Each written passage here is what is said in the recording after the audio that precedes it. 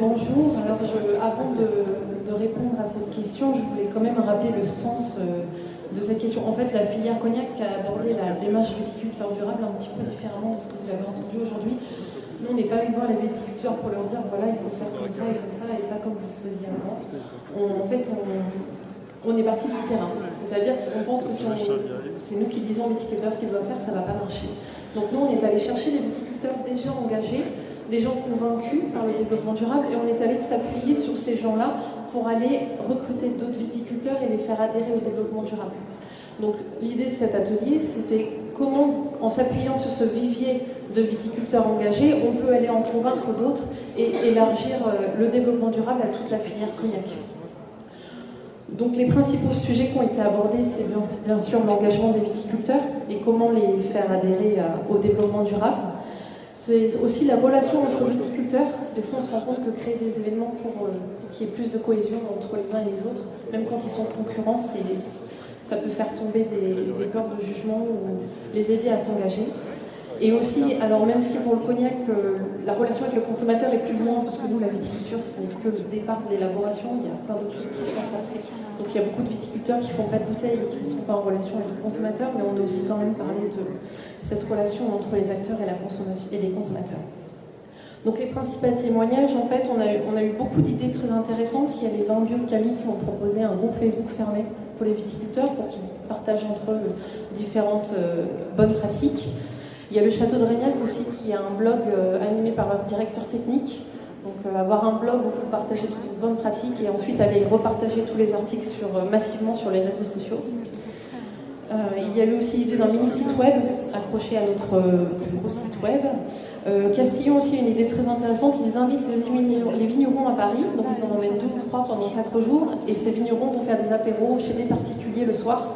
Ça crée un lien très convivial entre le vigneron et les consommateurs. Donc, nous, on était un peu moins sur cette relation vigneron-consommateur, mais pour ceux qui font de la bouteille, ça reste très intéressant.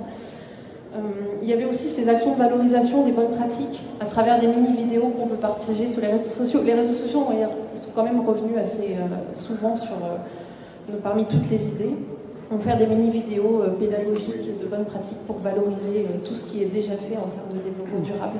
Et donc ainsi montrer non seulement aux consommateurs, mais aussi aux autres viticulteurs que ça peut se faire Donc les 3 principaux points à retenir, c'était d'abord le partage d'expérience. Le partage d'expérience entre viticulteurs qui est très important. Parfois, des viticulteurs qui arrivent dans notre démarche développement durable ont un peu peur du jugement. Donc l'idée, c'est quand ils partagent avec les autres, ils se rendent compte que finalement, ils ne sont pas les seuls et ça les encourage à continuer et aller plus loin.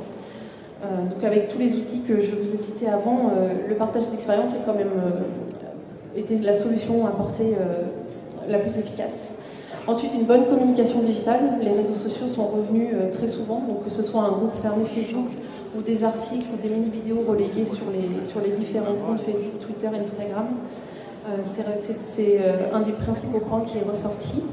Donc, bien sûr, pour valoriser aussi les métiers et le savoir-faire. En fait, l'idée, c'est aussi que le viticulteur se sente fier de rentrer dans cette démarche viticulture durable. Donc, pour les rendre fiers, il faut valoriser leur métier et valoriser leur savoir-faire. Et le dernier point à retenir, c'était que même avant de les faire rentrer dans cette démarche viticulture durable et de bonnes pratiques, la transparence était très importante. Dans la filière cognac, vous pouvez trouver des marques de cognac qui envoient des courriers à leurs riverains pour les rassurer et leur donner les dates de traitement. Ça peut se faire par SMS. On a donné l'exemple aussi d'une viticultrice qui publie sur sa page Facebook les dates de traitement. Ça n'apporte pas de solution au développement durable, mais ça crée une relation de confiance entre le viticulteur et ses voisins. Et c'est déjà une bonne marche à franchir. Ça crée de la transparence et souvent les consommateurs et les humains, c'est tout ce qu'ils ont besoin pour être convaincus. Voilà, merci beaucoup.